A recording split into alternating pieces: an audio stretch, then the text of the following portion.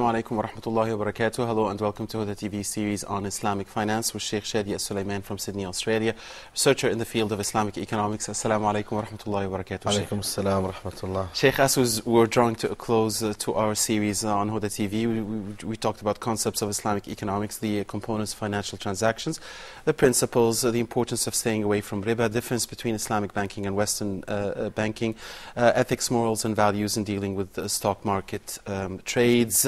We talked about mortgage in Islam. We talked about insurance, monopoly, and the importance of staying away from it and combating it.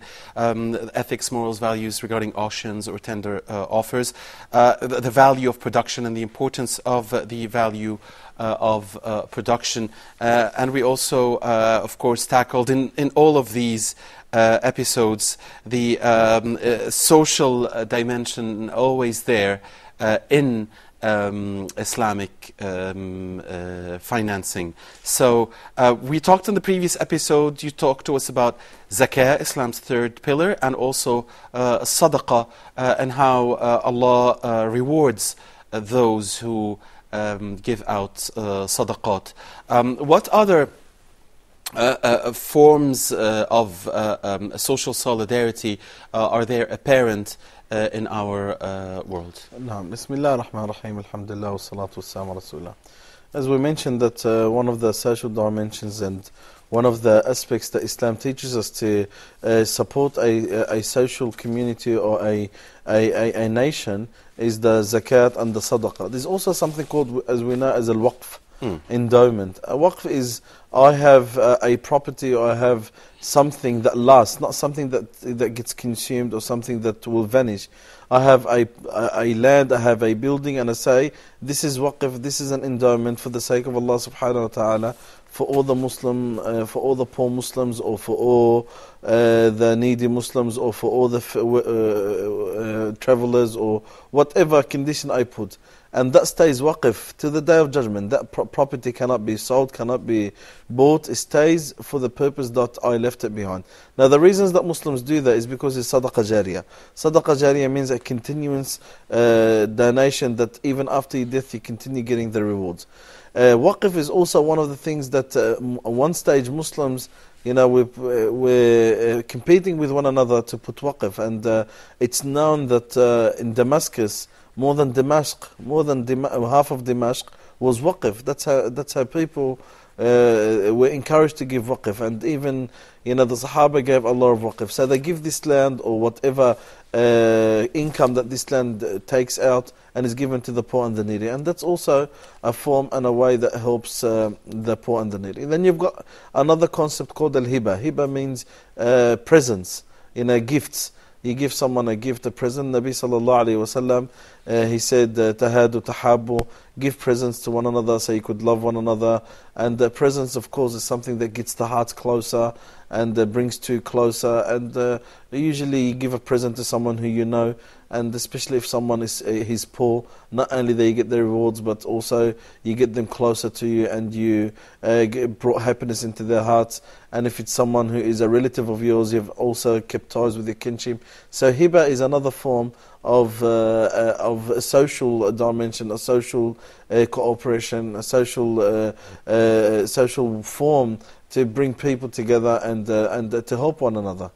Helping orphans is also always there, and Quran really stressed on this point many times. Yes, and Allah subhanahu wa ta'ala forbids someone to eat the wealth of an orphan, and Islam encourages us to look after the orphans. And the Prophet Muhammad sallallahu alaihi wasallam said, me and the one that looks after the orphan or the guardian of the orphan are like this in the hereafter, like together. And there are many ahadith that speak about the orphans and the sympathy and the compassion towards the orphan. Why? Because the orphan in Sharia and Islam is a child under the age of puberty that lost their father. So even though their mother is still alive, they are considered to be orphans. And if they lose their mother, not their father, they're not considered to be orphan. The reason is that the father is the one that keeps the house together. The father is the one that brings the income together. No doubt about the important role of the mother, but the children can survive in life without the mother and the father. But it will be very hard for them to survive if there's no father and the mother. And the reason is that I'm not degrading the importance of the mother, but the mother is more of emotions and passion. And human beings sometimes can live without that, but a human being can't live without bread and water, and we can't live without food. Right. And that's why the father is the one that brings that into the house. And the Sharia defines a yatim, an orphan, is someone who is under the age of puberty that lost their father. And that type of people, or an orphan and the widow, the Prophet Muhammad ﷺ encouraged in many ahadith for Muslims to donate to them, money to go to them, and great rewards for supporting such people in that state. Right, and there are some. There's an ayah in the Quran that says وَلِلرِّجَالِ عَلَيْهِنَّ دَرَجَةٌ, and comparing men to women, and it is because they spend more. It is بِمَا أَنْفَقُوا. Yes. And are the men, because a lot of this is very important now, a lot of disputes now, marriage disputes happen because of financial problems between man and or husband and wife. So could you tell us what is exactly the Sharia on this? What are the financial duties of the man and the obligations of both parties? This also goes under the Islamic financial system, where the husband is fully responsible for the clothing and the shelter and the food and the necessities of the wife and his children. The wife is not responsible of doing that. So the husband is the one that pays the dowry, and that's another form of income to the female. The husband is the one that provides a shelter, whether rent or buy. The husband is the one that provides clothing. The husband is the one that provides food. The husband must provide the furniture. It's all on the husband. And that's why the Sharia, from its perfect system, it gives the husband, or gives the man double the percentage in inheritance when it comes to the mirath, when it comes to inheritance. So a lot of people ask, why is it that a man gets double the woman when it comes to the inheritance? The brother gets double the sister, or the son gets double the daughter.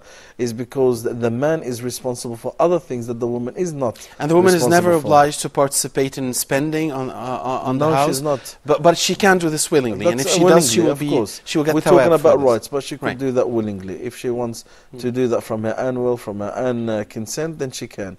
And that's why a husband cannot pay his zakat to his wife, nor that he could pay his zakat to his children, but the wife can pay his zakat to the husband, because the husband is responsible for the wife, and the wife is not responsible for the husband.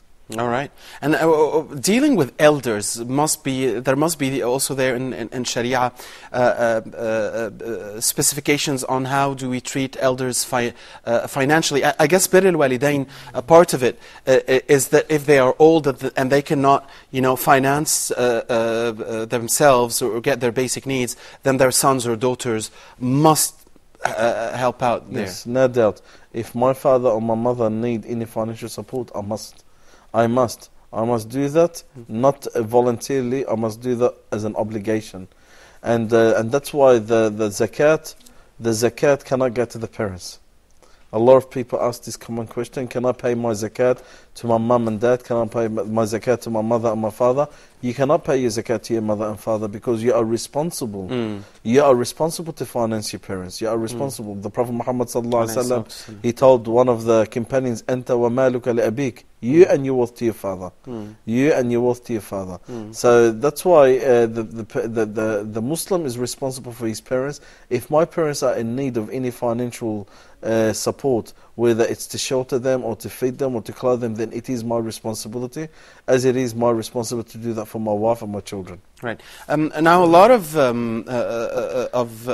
problems occur nowadays in our societies due to the lack of consent or content. You stressed on this point a couple of episodes ago, and you can find perhaps a father that's doing his duties to the best he can, but you can find the wife or the kids are not really satisfied with what he's providing them with. What's the ruling here in there are the such minimums cases? Okay, and these are the rights. The rights are the minimums, but it does not mean that if this is the rights that Islam had decreed upon me, it means I do not do better than that.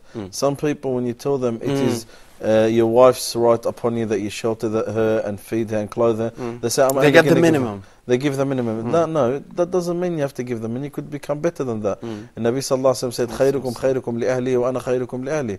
The best of you are those best to their families, and I am the best to my family. And he said, the best of dollar or the best of dinar that you spend on your family, the best of money that you spend on your family. So donate, looking after your wife, looking after your children is a form of sadaqah too. And this is what the Prophet Muhammad Sallallahu Alaihi Wasallam said. So sometimes we should not be selfish about it, saying that this is mine and this is yours, this is how much you get, and this is where it causes, this is where selfishness comes. And once selfishness occurs in a marriage, that's where you find that marriages start to fall and collapse. Right, and again on the forms of that really better represent social dimension in Islamic economics. Any other forms we've not tackled here? From what I recall, that these are the main ones, but also keep in mind the Bayt al-Mal al-Muslimin. Bayt al-Mal al-Muslimin is one important aspect, one important principle, and that existed at the time of Umar ibn Khattab radiyallahu ta'ala anhu, in which he existed there, and the whole aim of that was to provide an income for those who are in need, those who are poor, those who are orphan, to provide the public services and all that. So Bayt Mal Muslimin is very important. It's not here nowadays. Could we say that, for instance, the mosque that is in that specific neighborhood, where you have persons responsible for the money donated to that mosque, for instance, or a charity organization there that really knows who are the needy, represents something of a small Bayt Mal? Or no, the Bayt Mal is more on a state level, on a government level. That it is looked after and supervised by the Khalifa or the governor. And the whole aim is to have the wealth that can be spent on the Muslims and spent on the services of the Muslims. Right. This is a great concept, and even to the stage that if someone is not working, they support them. Someone who's elderly, they support them. Someone who's ill, they support them. Someone passed away, they pay for their funeral services. This is the whole aim of Bayt al-Mal al-Muslimin. And if we have something like that, and in the same structure that it was at the time of Umar and the ones after him, then you'll find less corruption and more productivity. Indeed. Sheikh, dear viewers, will be back for the second part of this episode in a very short while. Do stay with us.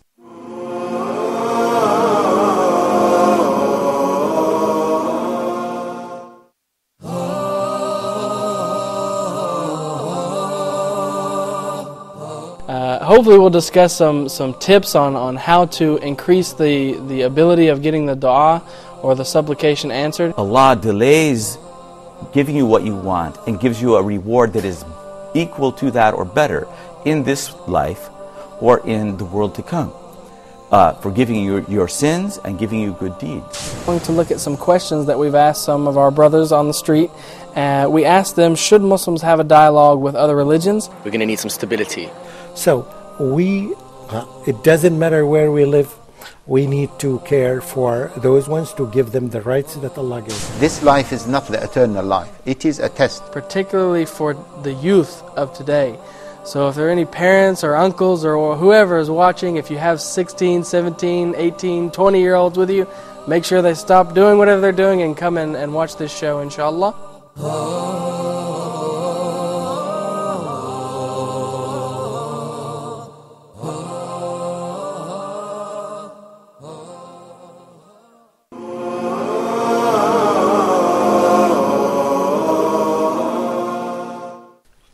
Assalamu alaikum wa rahmatullahi wa barakatuh. Sheikh, in our materialistic world today, unfortunately we're saying this word, but in our materialistic world, I don't know if you'd agree that most of the kaba'ir being committed by the Muslims, or most of the crimes being committed by anybody in the world, is related in a way or another to finances, to money, to properties, to material. So what are the values that we really should always keep in our hearts and in our minds, the morals, the ethics we should abide with, so that we would be making our society one unit, we would be increasing solidarity, and we would be looking after the social dimension in our economy, even if the state is not doing its job in that. What can we do as individuals? What can we do as a civil society? See, as an individual, I should always clothe myself with the best manners. The Prophet Muhammad sallallahu alaihi wasallam, he said, "Bu'ithtu li'utammima makarim al-akhlaq." I was sent to perfect the noble manners. And the whole idea of this perfection of this character and the noble manners is to avoid any sort of dispute. To avoid any sort of dispute. And Allah subhanahu wa ta'ala, He mentions in the Quran al-Karim, وَحَلَّ اللَّهُ الْبَيْعَ. So Allah Azza wa Jalla knows that the bay', transaction and trades, are one of the necessities of mankind. It's a necessity, it's a darura. We need to buy things, we need to sell things. But Islam wants us to do that with a good Islamic character. A character that's based on sincerity, based on honesty, based on trustworthiness, based on respect, based on generosity, no greed, no selfishness, no lying, no dishonesty. These are the characters that the society must have. When you have a good society, then you have a good government. If we have a good community, then we have a good leader. It's not always that we blame our states and we blame our governments. Sometimes the nation and the people are the blame for them not being righteous. Because as they say, كَمَا تُوَلِّي وَلَّا عَلَيْكُمْ, it's who you're going to have. And when we start making a change within ourselves, إِنَّ اللَّهَ لَا يُغَيِّرُ مَا بِقَوْمٍ حَتَّى يُغَيِّرُ مَا بِأَنفُسِهِمْ. Allah does not change the condition of people until the people change themselves. We need to make a change. We need to start adopting the Islamic morals and the Islamic ethics and not just follow the stream. What's happening now is what the Prophet Muhammad ﷺ had warned us from, to become imma. We just follow. We are good if people are good, and we are bad if people are bad. The Prophet ﷺ said, do not become an imma. Do not become just followers. You say if people are good, you are good, and if people are bad, you are bad. He said, no, be steadfast and firm, and be good when people are good, and then be oppressors if people are bad. This is the Islamic ethics. Idfa billati ahsan as-sayyi'ah. Not always that if someone is evil to me, I have to be evil to them. Not always if someone is bad to me, I have to be bad to them. I could pay the bad with good. So it's not necessarily that bad with bad or evil with evil. Sometimes bad can be paid with good. So once we start clothing ourselves with this Islamic character, once we start clothing ourselves with the morals of the Prophet Muhammad sallallahu alaihi wasallam, once we start following the ethics and the principles of Islam, that's where you find a righteous and an acceptable society and a blessed society by Allah subhanahu wa ta'ala. Allah. Honesty. You mentioned honesty a number of times, and I guess this is a key word, honesty. How do we persuade ourselves to remain honest, even if we are testifying into something that will hurt ourselves or the people we love the most? See, honesty means I have to monitor what I say. I have to watch out what I say. Everything I say, I must utter with something that's right and correct. The Prophet Muhammad ﷺ said someone will continue to be a liar until he is recorded by Allah that they are liars. To be a liar is not a good quality, and it's from the nature of mankind that you hate someone who is a liar. You dislike to deal with someone who is a liar. And lying is not saying the truth. Lying is not saying the truth. A Muslim should say the truth, as they say. A Muslim should say the truth even if the sword is above his head. This is the quality of the Muslim. He does not lie, regardless. Even if I lose, I'm going to say the truth. I do not lie. And unfortunately, lying is becoming not spread, but it's becoming a talent. It's becoming a talent and a profession that people compete with one another on lying. And this is where the Prophet Muhammad sallallahu alaihi wasallam he said that this deceiving years that will come past, that the liar will be considered to be the honest, and the honest is considered to be the liar. The trustworthy is considered to be untrustworthy, and the untrustworthy is considered to be the trustworthy. This is what the Prophet ﷺ said. So Nabi ﷺ spoken about such days that will come, where the liar is the one, or the person who is dishonest or untrustworthy is the one that's obtaining respect amongst people. But this goes back also to the community, to the people. We need to make a change within ourselves and adopt the Islamic morals So this can have an influence on us, an influence on our governments and states. And I guess when Allah says in the Holy Quran, وَزِنُوا بِالْقِسْطَاسِ الْمُسْتَقِيمِ, that's not just when you are, weighing anything you're going to sell. That would be a philosophy in life, or that would be a way of life or an attitude in everything we deal with. Allah subhanahu wa ta'ala says, اعدلوا هو أقرب للتقوى. Be just, be balanced, be moderate. Be balanced and be moderate, be just. It is closer to taqwa, it is closer to piety. Islam has always been balanced, and Islam and justice is a balanced way of life. And that's why, as a Muslim, I must be just in all matters. When I'm transacting or when I'm dealing or trading, I am balanced. When I'm buying, I am balanced. If I'm a witness to a contract, I'm just in all matters. I am just and balanced in everything. Right.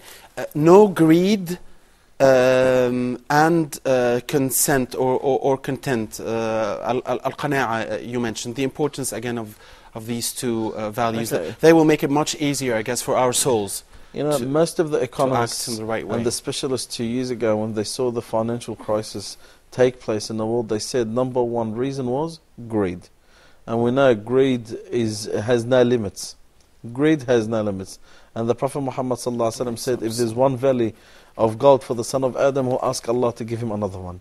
And if he's got 2, he'll say, Allah, I want 4. And if he's got 4, he'll say, Allah, I want 10. And if he's got 10, he'll say, Allah, I want 1,000,000. And if he's got 1,000,000, he'll still say, Allah, I want 1,000,000,000. Greed is not ending to it. And Allah subhanahu wa ta'ala created every human being with a part of greediness in them. There's a part which they have, a part of selfishness, a part of them being greed. So it's our duty to try to defeat this. Yeah. And we've got also the other part being generosity. We need to make the generosity take over the selfishness. But you find some people make the greed and selfishness take over their generosity. It is a portion or a part in every single human being. But this is our test in front of Allah subhanahu wa ta'ala. That's why we destroy greed by donating.